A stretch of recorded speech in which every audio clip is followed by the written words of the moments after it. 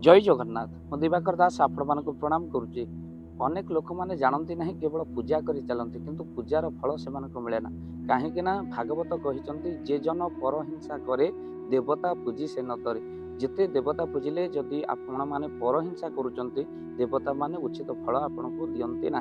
तेणु परहिंसा छाड़ा पड़ो। तत्सहित आज जो समय है जनकर छात पड़े आउ जनकर छाती जलुची। आमे दुखी एइथि दुखी नुहे जे आमे दुखे अच्छु दुखी एइथिपाई कि पड़िशा घर सुखे अच्छा।